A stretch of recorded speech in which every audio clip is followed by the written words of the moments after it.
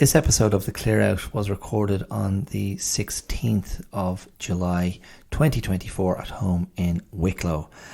And in it, I focus on two very recent, to my mind, significant events. I know at least one of them will be very significant. Well, no, they're both very significant to people who care. One is from the world of sport, one is from the world of politics, one is from England, one is from America. And I found myself thinking over the last few days about what the world would look like if the outcome of those events had been the opposite of what it was. And if the world, and particularly the respective countries, if they would have been in a much better place if those outcomes had been different.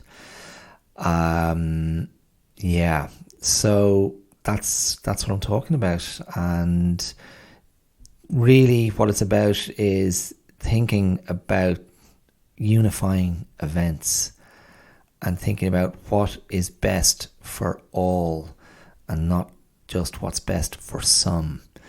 So I suppose it's a little bit political, but as ever, the general undercurrent is oriented around wellness and, in this case, social wellness, cultural wellness, national wellness, caring for our fellow man, our fellow woman, our fellow citizen, our fellow traveller, and just thinking about ripples and effects, unifying events, cataclysmic events, and what we want the world to look like. So that's what I'm talking about. Keep listening. I'll see you around the corner. Cheers. Ooh, not gonna change my mind. Leaving the dream behind. Keep my emoji inside. Hi, my name is Dara Clear and you're listening to The Clear Out. How are you? Thank you for joining me. I hope you've arrived at this point in time intact, feeling rested and ready for whatever's coming next. It's highly unlikely. It's highly unlikely that's where we're meeting, but I'm sure, like me, like many of us, you're doing your best. And that idea of doing your best can sometimes be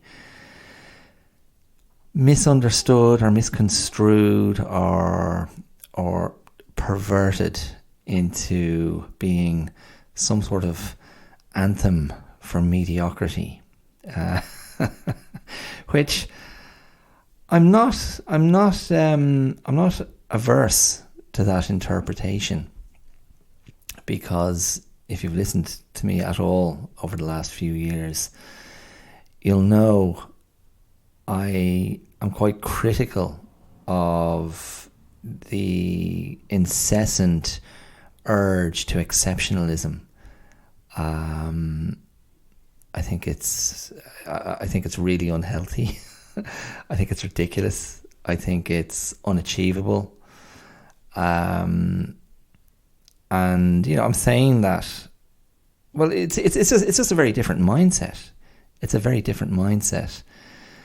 One of the kind of fundamental truths of the pursuit of martial arts, traditional martial arts, is the idea of unceasing practice, unceasing application, unceasing turning of the mind and the body and the spirit to the task in hand, and an acceptance that it's always worth doing, that there's always something to be improved upon, there's always a new understanding to be gained, there's always a new, not a new skill as such, but a deepening of skill, or a finessing of skill, or an extra nuance to be revealed or uncovered or discovered or worked on. And the urge really, the urge, the call, the sort of intrinsic philosophy of that unending application is one of humility, and one of accepting that there's always more to learn, one of accepting that you always put yourself beneath the practice. And that's I think that's something a lot of people struggle with as an idea, to put themselves beneath something else, or to put themselves in service of something else. And I suppose I would argue the Western mind, and I'm as guilty of this as anyone, the Western mind, the conditioning is to put ourselves at the center of the frame, to put ourselves as the heroes of our own story. And of course, even if we're not explicitly expressing that, we internalize certain expectations and beliefs around that idea. It's a very persuasive idea. One day I will triumph. One day I will overcome evil. One day I will overcome my fears and receive the acclaim and the the acclaim of the world, the accolades of all who are watching, or in my case, all who are listening. My 3 listeners will be like, here's an accolade, well done, we think you're amazing, keep it going, don't give up, you're a hero to us.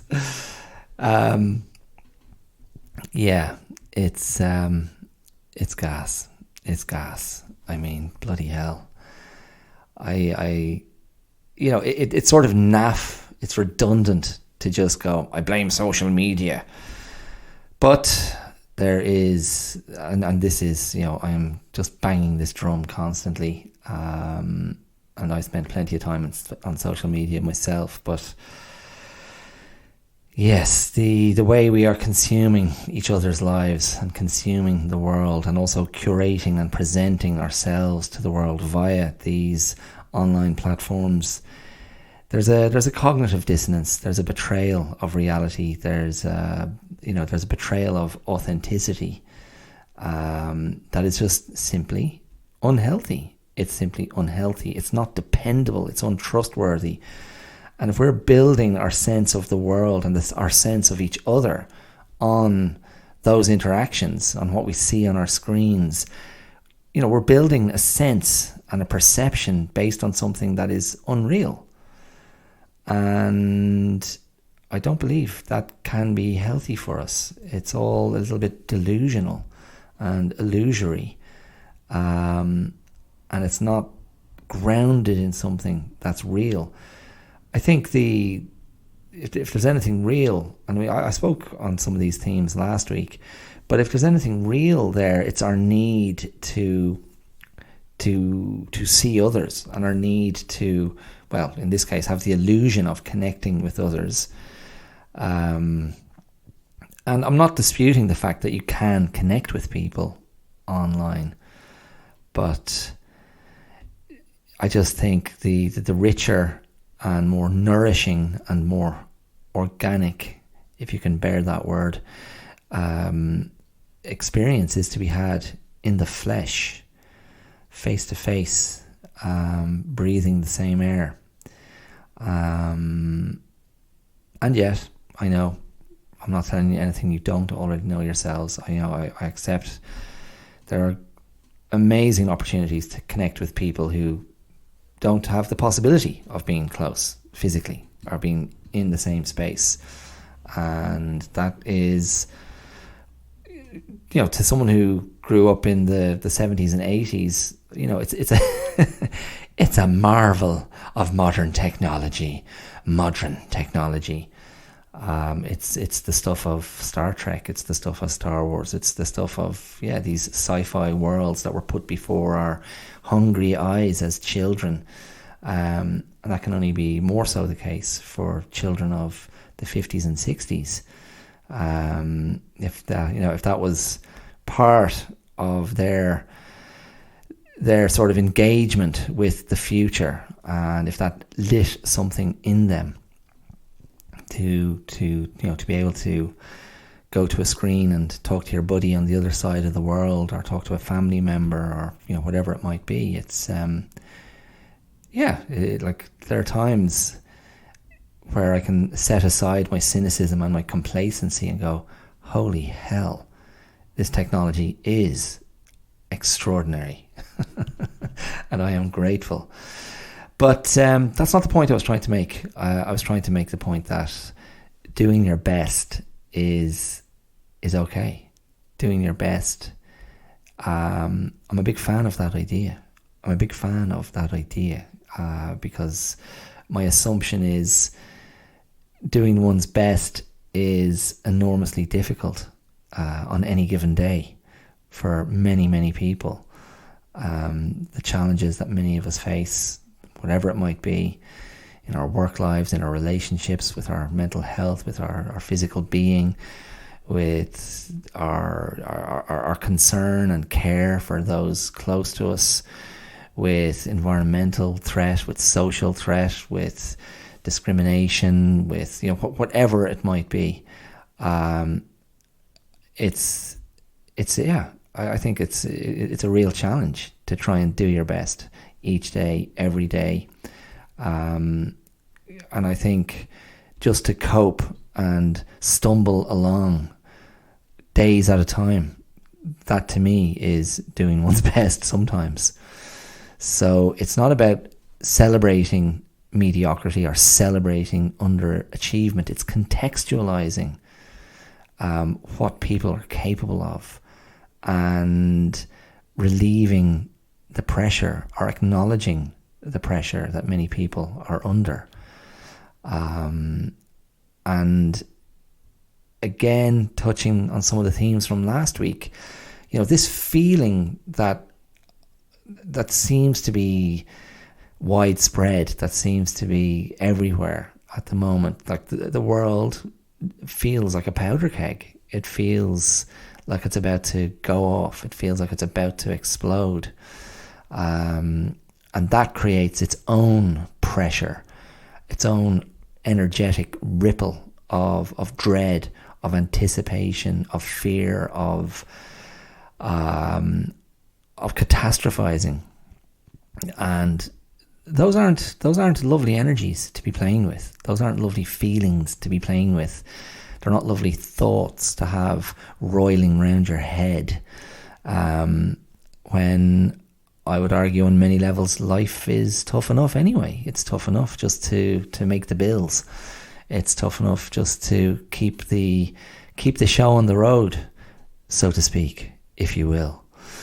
And then we have extraordinarily dodgy, dubious, highly influential, and I think quite sinister figures who wield a disproportionate amount of influence because in some way they are riding the crest of discontent. And in broadly, I refer to a lot of populist leaders. I refer to a lot of conservative leaders, ethno-nationalist style leaders. No women come to mind particularly, although maybe in the far right in France. In France, I have never been to France. The far right is Marine Le Pen. She isn't. Am I wrong? Isn't she the daughter of the original? But really, it was funny what was in my mind today to talk about, and as ever, I'm going to reveal my inner hippie, that smelly, that patchouli smoked nudist who occupies a room in my brain, and believes in the self-cleansing miracle of not washing. That guy has permanent real estate in my being somewhere. And externally, I do not present this way, but I am, of course, a product of my own conditioning. And, I come back to very unoriginal thoughts and unoriginal desires and impulses, which are fundamentally along the lines of, why can't we all just get along?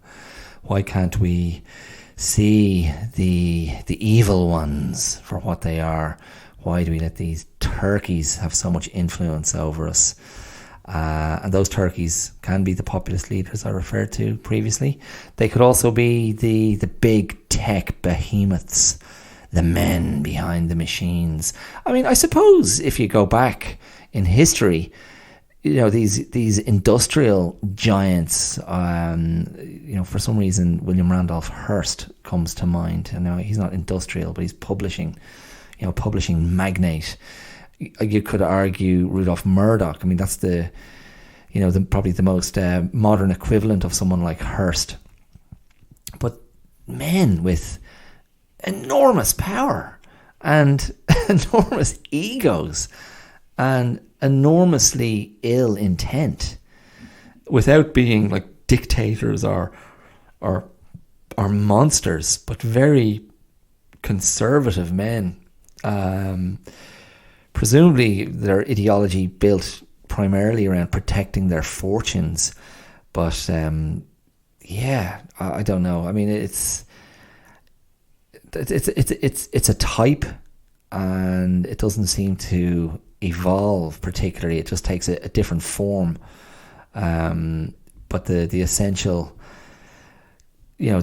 driver of these figures doesn't change, and somehow, I don't know if it's a product of boredom or a product of extraordinary ego, but eventually they just can't stop themselves trying to shape the world to their tastes, and to have to wield this influence in ways that rarely seem unifying. And I've got a lot of. I definitely have. There's a part of my being now, whether that's the hippie or just something else. I am. There's an idealist there. There's definitely a certain sentimentality I could be susceptible to at times, but not. The sentimentality is informed by the idealism, and the idealism.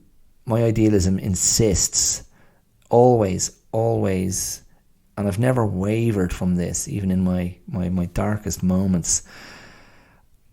My idealism always insists we can be better, we can do better, we can treat each other better. And from an individual mental health point of view, we can treat ourselves better. We can take better care of ourselves and hold ourselves more carefully. Hold ourselves in higher regard. And I mean, that goes back to the whole idea of doing your best, like this idea of forgiving the failure, forgiving ourselves for not being exceptional, forgiving ourselves. And again, look, I hear myself speak and I go, I'm talking about myself. And of course, I mean, what else can I do? I can talk about others, and I will. But I wouldn't say these things if my instinct and a certain amount of experience didn't tell me that, look, I believe these are very relatable instincts and very relatable thoughts. I would be mortified if the stuff I come out with in this space is, it's just one man's ego trip. Because I've dedicated a lot of time to this, and that would be pretty excruciating. So maybe the internet has democratized, and not maybe, definitely, the internet has democratized and made accessible the technology for every person on the planet who thinks they have something to say. Reach out with their message to the world, to the listening world, to the watching world, and go, well, this is what I think. Anyway, I can't open that door. I try not to feed that particular demon. Starve your demons. Starve your demons. Starve your black wolf. Don't nourish those guys. They will devour you. They want more. So look, what I wanted to talk about today really was there were two things that happened at the weekend, okay? And I was just thinking about each of these events and wondering if these events had gone in a different direction, if we'd all be a lot better off. Now, what I'm talking about Donald Trump and the assassination attempt, if that's what it definitely was.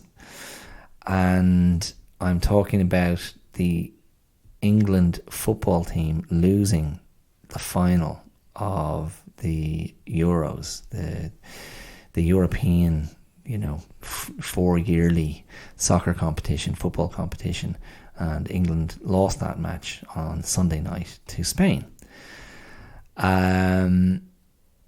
So these are, you might go, well, hold on, you can't compare the attempted assassination of a, potential US president to a football team, a national football team losing a match. Well, I'm not necessarily comparing them. I'm definitely not going, these are equivalent things. However, I'm trying to think of them in cultural and social terms, like in terms of social impact and cultural impact. Because if I give any thought at all, just a passing glance to how the USA has been over the last several years, and I do the same for England, or if you want to expand your concept of England and talk about the United Kingdom or Great Britain, I look at these two, I hesitate to use the phrase, but two great nations. These two powerful, historically powerful, historically massively influential nations. And they, at the current time, they are two countries, they are two, edifices that seem to be falling asunder from within. They're being kind of torn apart by internal rancor and division and hatred and rage, and the political classes seem to be uniquely ill-equipped to handle the discontent. They seem to be uniquely ill-equipped or ill-disposed to manage the storm and to sort of becalm the populace. And we've had figures, in England, we've had figures like, Nigel Farage comes to mind, and Boris Johnson comes to mind, and various faces, entities of conservative English politics, people from sort of elite political classes who care not one bit for the average English person, who really are only interested in keeping themselves secure, and restoring some sense of British supremacy and superiority, and cultural primacy, and cultural sort of dignity, but very much associated with the upper echelons of British power, society, heritage, history, class. And they're really just a vile lot of self-interested, rich, and for want of a better word, assholes. And you know how seldom I swear on this podcast. That was a conscious decision. I do a lot more cursing off the mic. But maybe, sometimes the right word is the right word. And of course, you look to the States and you go, I continue to marvel at the Teflon nature of Donald Trump. So John Gotti was the Teflon Don, wasn't he? And we have another Teflon Don in Donald Trump. Nothing seems to stick to him, no matter how much the layers, the veneer of propriety is pulled back, and we see the slug monster for what he is. All vice, all venality, all pettiness, all point scoring, all vendettas, and just moral decay, like a moral vacuum. A pure opportunist who just has this extraordinary nose for inflammatory, incentivizing, rage. He just kind of senses where the fault lines are, and lights the touch paper. And people like Farage, Johnson, they were a bit like that as well. Farage in particular, in England. But I found myself thinking, this is a very destructive, divisive people, destructive, divisive figureheads, who I believe have caused enormous pain and damage and suffering to their respective countries. And Trump somehow, he somehow made some sort of Faustian pact to weave a dark spell over the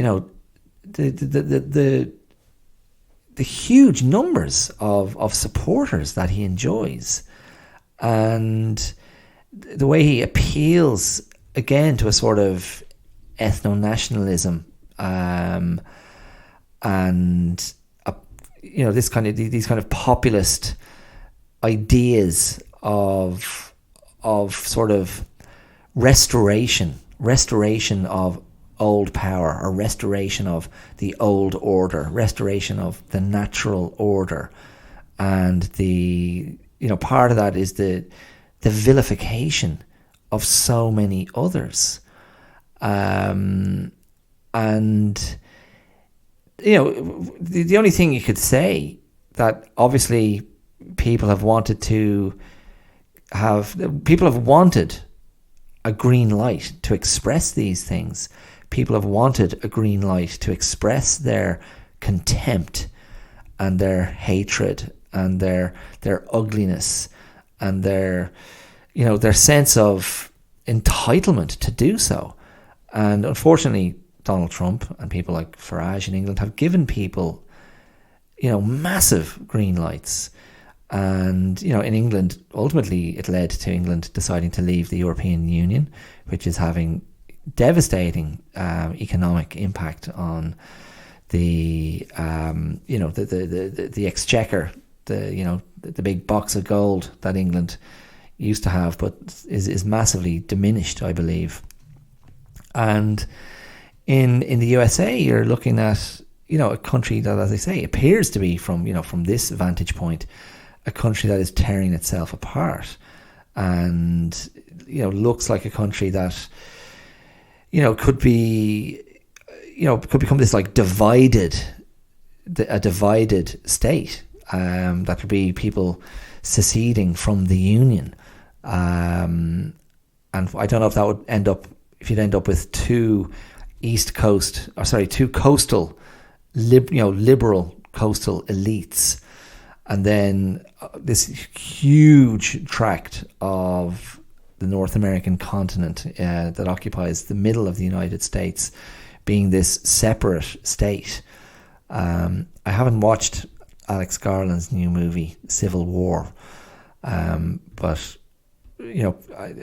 obviously that film is looking at this situation like this. So with these being the current kind of conditions, the current living conditions, and the current social, political, cultural conditions of these two former powers, I did find myself at the weekend, after the weekend, thinking, would the USA have been better off if Trump had been assassinated? Now, I'm not saying I want Trump to die, because I generally don't roll that way with kind of wanting people to die. It's not really part of my philosophy of how to take care of each other. That guy should die. I mean, would I have... I don't think I would have necessarily shed many tears for Donald Trump. But I did... over the last couple of days, I was just thinking, if Trump had been killed, would a significant number of his support base have awoken as if from a bad dream? Do you know what I mean? As if the witch is dead, the spell is broken.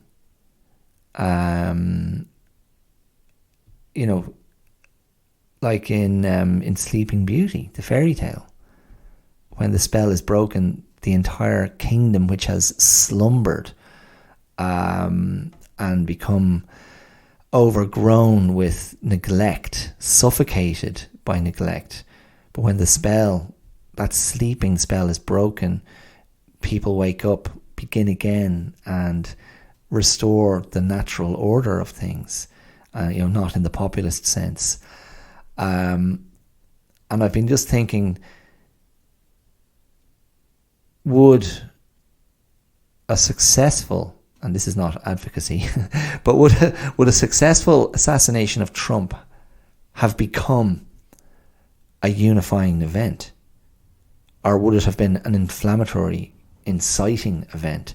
Would it have kicked off more extremism? Would it have kicked off, a civil war? Would it have kicked off some sort of, further insurgency? Like the January 6th attack on the Capitol. Would it have been that times 1,000? I don't know. But I was entertaining the idea that had Trump been killed, maybe people would have felt, oh, we can stop doing this now. We don't have to be members of the cult anymore because the leader is gone. We can walk away. Maybe a little bit like in Macbeth, when he says, I'm going to forget the quote exactly, but I'm so far kind of gone over the river, there's no point in going back. I'll get just as wet travelling back. When he's talking about his, when Macbeth is talking about his kind of, immersion in blood and what he's embarked upon in killing his king and trying to achieve power that way. I found myself wondering, would all of the MAGA supporters, all of the Trump supporters have gone, that kind of shake of the head. Oh my goodness, what have we been doing for the last several years? What were we doing with that? That kind of gargoyle, weaving his dark magic over us, infecting us. I feel like I can see clearly and think clearly, and I actually don't want to kill my neighbour. I don't want to kill my fellow countryman or my fellow countrywoman. I think we can find a way to work this out. Now, I realise that might sound colossally naive. I know, this isn't a fairy tale. It's not a child's story. But I have found myself wondering, would that have been better if he had been shot and killed? And it's extraordinary, the images from the assassination after it happened, and he's been maneuvered to safety, but he's got the clenched fist. I mean, it looked so staged and so sort of archetypal in its way. The wounded leader just about to be taken to safety, but has time to raise the fist of defiance, to rally the troops, to rally the people, to rouse the nation. Very cinematic, in fact. And, almost like a tableau, epic, historic, resonant, primal. And I was like going, oh my sweet suffering Jesus. This is it. Like, this is going to launch him back into the White House serenely. And also, I have to say, when I saw the images, that, the clenched fist, I thought, oh wow. Again, you can't help but compare him physically to Joe Biden. And you can't help frame their comparative masculinities. And Biden has been stumbling and not representing himself very well, and not really truly representing a potent threat to Trump's re-ascendancy. And that's like, I think that's an indictment. Like, that's not an indictment of Biden. That's an indictment of the Democratic Party. That's an indictment of their failure to find a credible alternative. And yeah, it's kind of, it's appalling. But again, Trump is capitalizing on that failure to lead, and capitalizing on that failure to read the room properly and go, we need to take care of business here. And so you can't help but conclude, wow, American politics must be really broken. And that's what got Trump in the White House in the first place, because of the enormous and arrogant complacency of the Democrats, thinking this guy isn't a credible challenger. Hillary is just going to cruise on in. And they got it spectacularly wrong. So, my thinking really was, this damage that has been done and this kind of poison that Trump just pours into, the American political scene, and how far that, infects the populace. I was thinking, gosh, wouldn't it be great if he was gone? Like, gone. That was it. That was my thought.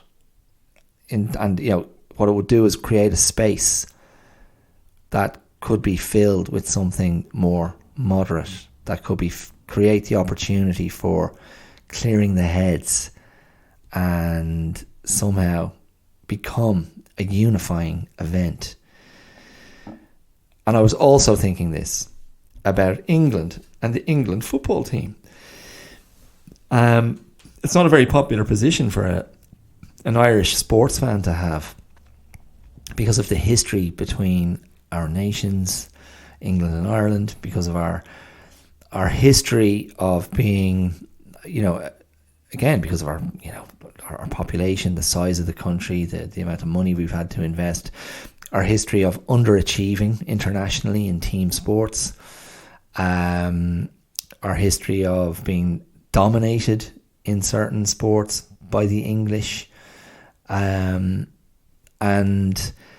this, these other sort of, more nuanced, grievances, the way historically when an Irish sports person has done well, how they've been casually or unthinkingly or presumptively appropriated by the English. There are many instances of this if you go back and, investigate kind of sports journalism and TV commentary and punditry. They've kind of slowed down on that because, I think they've had enough pushback, and definitely the way particularly English football fans have behaved over the years, and how English football fans have sometimes represented the worst face of England. And I can't say all English football fans. I know English guys who are lovely guys and great football fans. Some of them may even listen to this podcast. But there's always been an element of,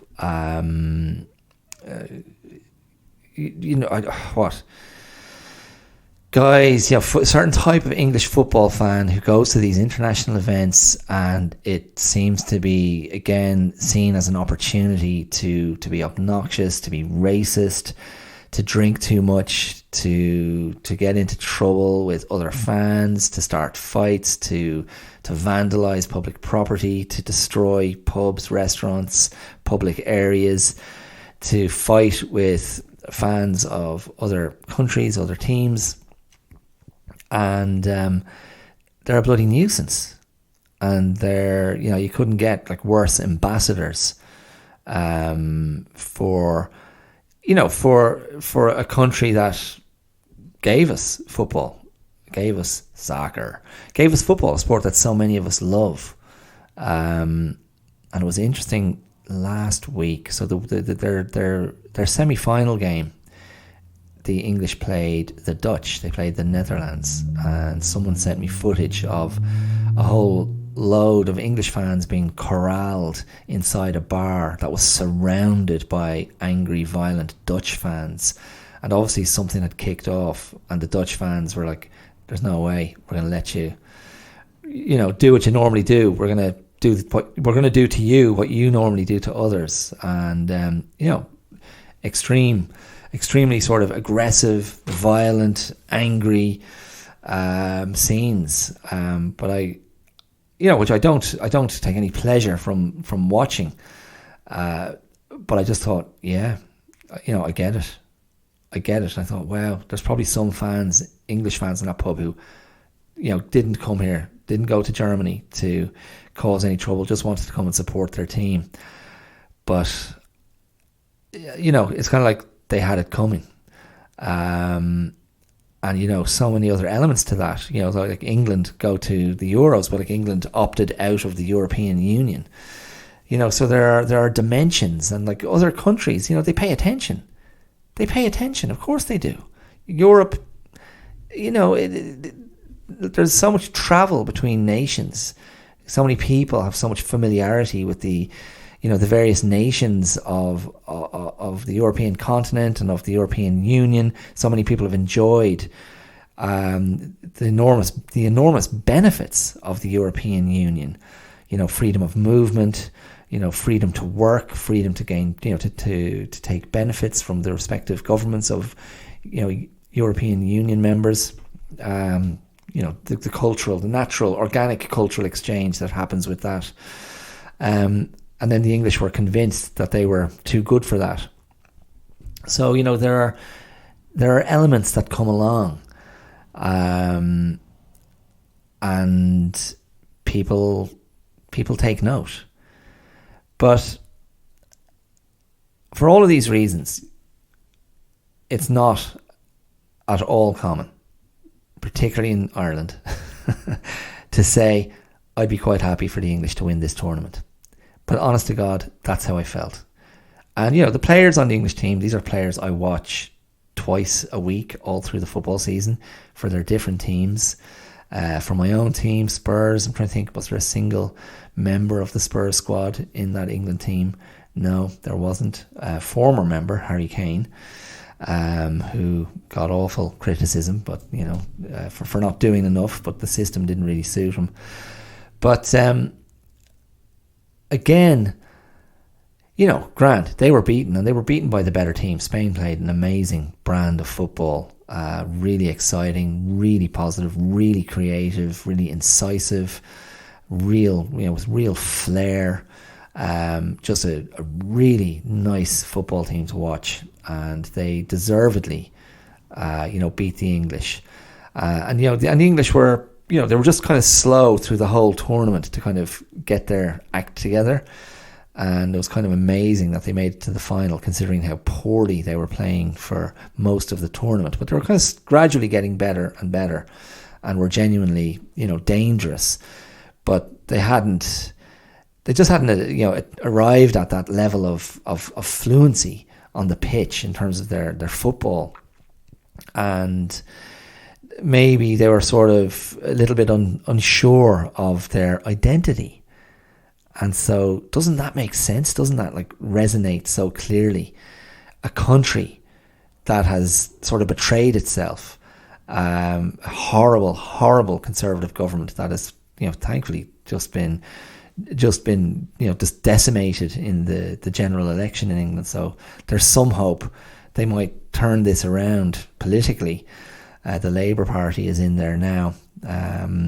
But, as ever with modern politicians, they're not especially inspiring themselves. So, that's a whole other discussion. Why have politicians always been as inept as this? Or is it just politicians can't come up with answers to the pressure of private influences? Politicians can't come up with answers to the enormity of the problems they face economically and socially, problems of climate change, problems of mass migration, problems of infrastructural failure, of the major kind of pillars of functional society, problems in education and healthcare, housing. Is it all too big? Have countries just accelerated, or have they grown kind of exponentially to such an extent that politicians and political parties just can't handle it? But in any case, my thinking was, had the English won the tournament, and this is another aspect of the people's reluctance to see England winning things, because they can be so triumphalist when they win things. They can be so unbearably triumphalist and obnoxious and stupid that it's more than most people can bear.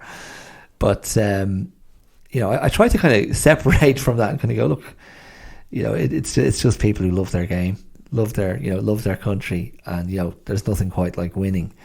But they didn't win.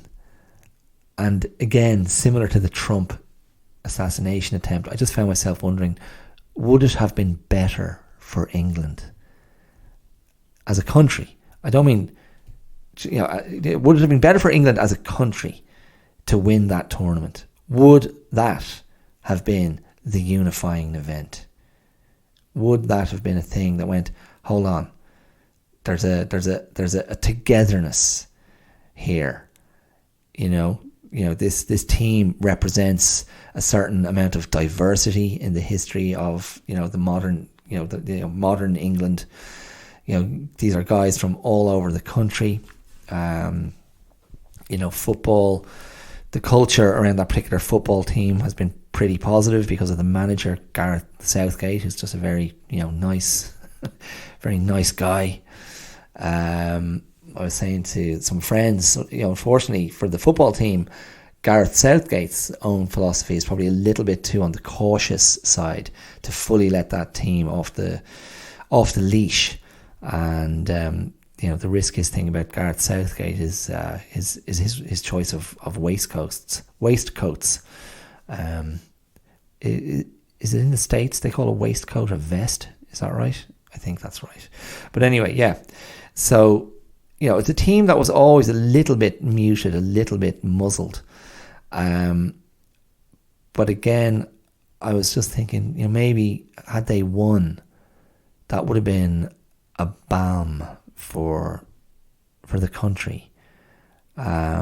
Because even though there is a part of me that can open the door to the kind of the schadenfreude of looking at our old enemy flail about in the world and lose friends and lose kind of stability and credibility, there's a part of me that goes, yeah, good enough for them. They destroyed the destruction of the British Empire, the colonial devastation and kind of rapaciousness of the British Empire all around the world, the cultural colonization, the cultural destruction, that's led to me sitting here speaking English. I'd be highly, highly critical of that. And you kind of go, yeah, good enough for them to be on their knees. There's a part of me that really does feel that, genuinely. But then there's another part of me that goes, but, isn't it better? Isn't it better if your neighbour's kind of happy and chilled out and calm? Isn't it better if, millions of people, who are only like an hour away from Ireland, an hour away from where I sit, isn't it better if they're happy and harmonious and getting on well and living quiet, uninteresting lives? See, it comes back to the mediocrity thing. Just let them potter away. And similarly, in the States, which ironically, the United States are our other neighbour. There's an ocean between us. It's not an hour away, but you leave the west coast of Ireland, the next country you hit is the USA. You travel in your straight line, travelling west.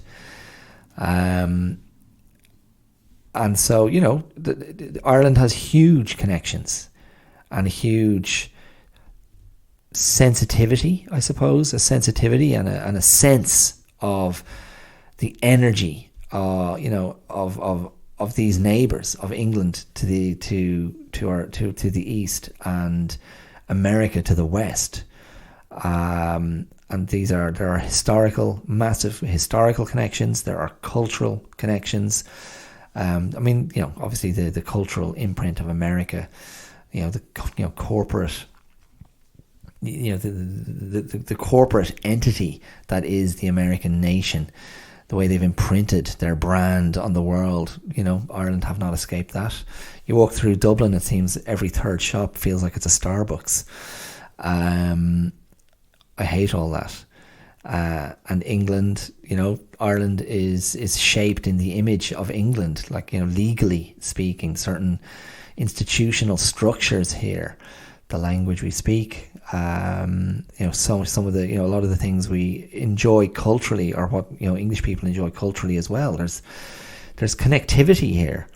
And so really you kind of want everyone to be kind of, as I say, becalmed and just pootling along in very mundane ways.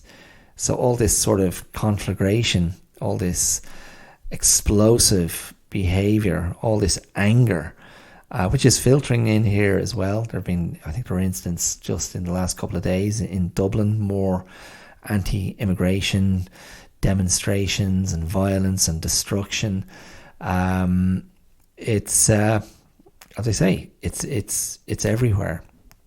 So I suppose, ultimately my thesis today is, where are the unifying events? Where are the unifying figures? Who can we get behind? What can we get behind?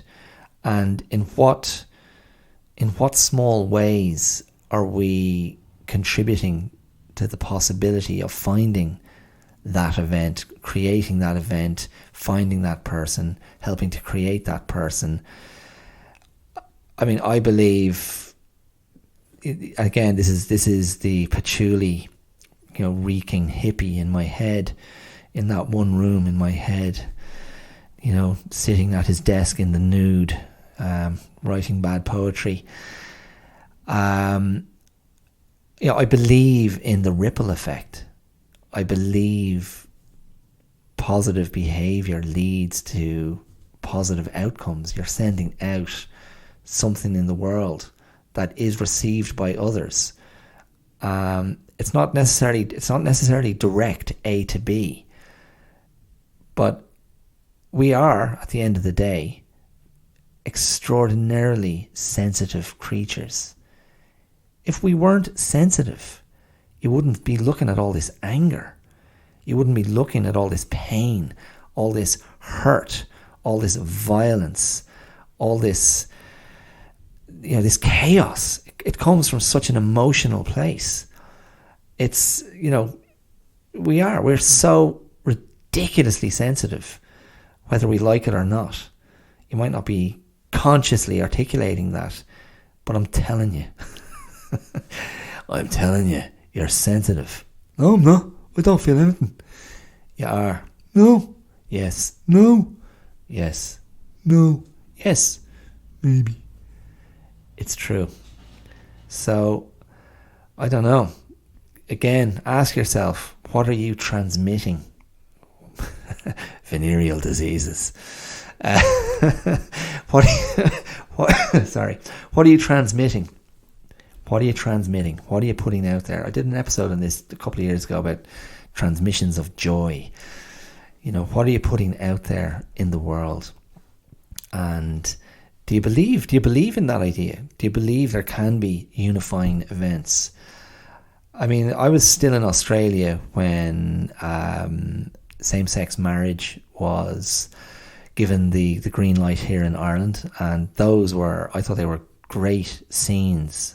And it seemed like a very unified country at that time. Just something that ultimately was, I don't know. I mean, maybe it's facile to say it was so easy to do. It just feels so right and normal and natural. And similarly to repeal the 8th, the anti-abortion legislation a few years ago. Again, I know that was hotly contested, but still something that felt, to my mind, progressive. Felt like a restoration of power to women, a restoration of agency to women, who are, of course, most affected by that legislation. To me, when I was in Australia, like looking at these events from afar, I thought this is great.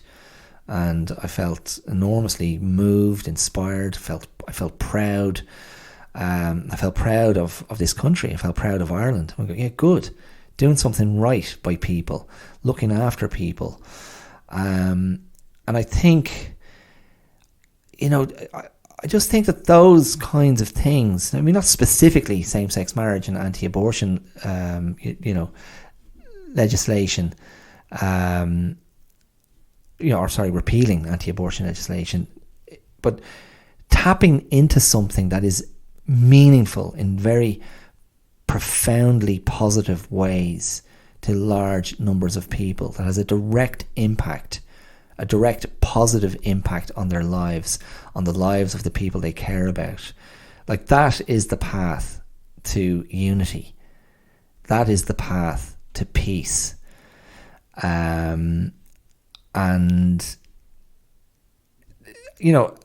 again, like, if we come back to kind of leadership surely should be directed at that, and shouldn't just be about passing the buck or putting out fires or keeping one's political career on the move, making sure a re-election is probable. Leadership should have a certain amount of fearlessness. It should have a certain amount of moral courage. It should definitely have real conviction, and it should have a big picture view of the entire populace and what's best for everyone, rather than the kind of this siloization that's happening all over the world, and appealing to, what does feel like, I don't know, like it's I was going to say appeal to the lowest common denominator, but that sounds, I don't really mean that sounds kind of classist or something. I don't mean that. It's appealing to it's not appealing to our better angels, let's put it that way. It's appealing to the darker side of our being, the darker side of our psyche. It's appealing to our fears and our anxieties and our anger and our resentment and our bitterness. And nothing good can come from that. Really. Nothing good can come from that. To go, let's have it. Let's express all of our dark thoughts, all of our dark impulses. Let's express all of this stuff that ultimately leads to vilifying others and rejecting others and denigrating others. That is not healthy. It's not healthy for us. It's not healthy for the individual. You're hurting yourself. So I don't know. I mean, I'm talking about unifying events, and maybe you would have looked at the Trump assassination and all that would have been a cataclysmic event. That would have been, a catalyst to ignite an enormous fire that would, burn the country to the ground. And similarly, the dark side of England winning a major tournament in their, the dark side of that in their own country would be perhaps that success would be appropriated by nationalists, ethno-nationalists, racists, white power movements, and I don't know, no good. And again, talk about like a unifying event. The far right party in France failing to get a majority in the recent elections, leaving open the possibility for a coalition government of more moderate, tolerant parties who represent or reflect the kind of complex diversity, cultural and historic diversity of modern France. And to see scenes from Paris of French people of different colours, celebrating and singing, and I went, yeah, that's it. That's what we want. That's right on. That is a unifying moment. And I'm not sure what happens next, but I know what I want. I know what I prefer. I know what I feel is going to lead us to better places. And it's not the division. It's not the sectioning off or the siloing of identity, of presumptive superiority and entitlement. It's quite the opposite. It is somehow, I don't know, it's somehow about hands across the divide. I know that's again a bit of a naff cliche, but it is about reaching out to people and humanizing others rather than dehumanizing them, and remembering that everyone is worthy of care. Everyone is deserving of care and consideration. I'm not primarily saying that as a primarily, emotional, loving thing, but from a political and social point of view, everyone should be cared for. The pie should be distributed as evenly and as equitably as possible, so everyone gets their stake, so everyone can participate. Because that's social justice, and it's that's the recipe for harmony of some kind. So yeah, I don't know. That's very boring, isn't it, to say that? after talking about, unifying events. So a unifying event, better distribution of wealth. Anyway, look, there you go. So that's it. Look, that's all I've got. That's what I'm leaving you with. I'm going to take my daughter and her friend to the river. That'll be a unifying event for us. We'll have a swim in this very dubious summer we're having here in Ireland, and come home and have dinner. Thanks for listening. I hope some of what I said was of interest, that it was stimulating, provocative, something, thoughts that you agree with, sentiments that you applaud, and no problem at all if you entirely disagree with me. Great, at least you're thinking. At least you're engaged. At least you're infuriated. But try and identify why, because that's it. Like when you get angry, I'm like, why, where is it coming from? What's this about? I could easily extend this episode right now on a parenting fail from last night, but I won't bother. Maybe I'll remember that for next week. Okay, I'm done. As always, if you want to throw me some love on social media, you can do so. The podcast is on YouTube. The podcast is wherever anywhere you get your podcasts, Apple Podcasts, Spotify, anywhere you can leave a review or a rating or a comment. Brilliant. I'd really welcome it.